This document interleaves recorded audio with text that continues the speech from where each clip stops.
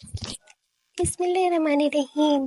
جس وقت نبی صلی اللہ علیہ وآلہ وسلم کی عمر مبارک 28 برس ہوئی، اسی سال مکہ مکرمہ میں ایک ایسا واقعہ رونما ہوتا ہے جو عرب کی تاریخ کا ایک غیر معمولی واقعہ مانا جاتا ہے، یعنی حضرت علی کی کعبہ شریف میں ولادت باسعادت، جسے مورخین اپنی کتابوں میں متواتر طور پر ذکر کرتے ہیں۔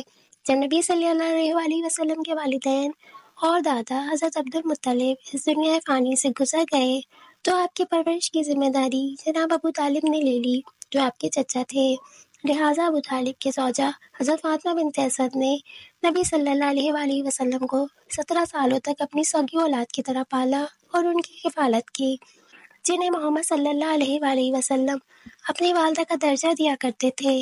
جب حضرت فاطمہ بنت اسد حاملہ ہوئیں تو آپ صلی اللہ علیہ وآلہ وسلم حضرت فاطمہ بنت اسد کے گھر تشریف لاتے، لہٰذا آپ احترام میں کھڑی ہو جایا کرتی تھیں۔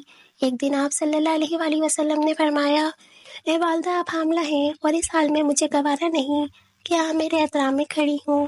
اس پر حضرت فاطمہ نے فرمایا، خدا کی قسم، جب میں آپ کی زیارت کرتی ہوں تو میرے شکم میں بچہ اس طرح حرکت کرتا ہے، میں اٹھنے پر مجبور ہو جاتی ہوں۔ جب حضرت علی کی پیدائش کا وقت قریب آ گیا تو آپ خانہ کعبہ کے گرد طواف کرنے کے ارادے سے نکلیں۔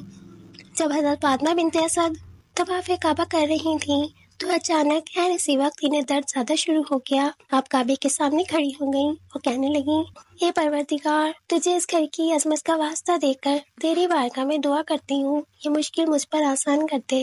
اچانک کعبہ کی ایک جانب کی دیوار میں درار پیدا ہو گئی اور حضرت فاطمہ اس حصے سے خانہ کعبہ میں داخل ہو گئیں۔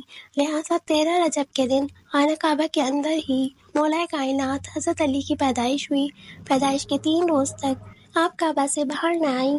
پھر جب آپ باہر تشریف لائیں تو آپ ایک پرنور بچے کو اپنی گود میں لیے ہوئی تھیں۔ حرم شریف خوشی اور مسرت سے جھوم رہا تھا۔ پھر رسول اللہ صلی اللہ علیہ وآلہ وسلم تشریف لائے اور اس مبارک بچے کو اپنی آغوش میں لے لیا۔ روایتوں کے مطابق پیدائش کے بعد 3 دنوں تک حضرت علی نے اپنی آنکھیں نہیں کھولیں، لیکن جیسے ہی رسول اللہ صلی اللہ علیہ وآلہ وسلم نے انہیں گود میں لیا، آپ نے اپنی چشمیں مبارک کھول دیں اور اس طرح اس دنیا میں تشریف لانے کے بعد حضرت علی نے سب سے پہلے حضرت محمد صلی اللہ علیہ وآلہ وسلم کا دیدار کیا۔ آپ نے اس بچے کا بوسہ لیا اور اعلان کیا کہ اس کا نام علی ہوگا۔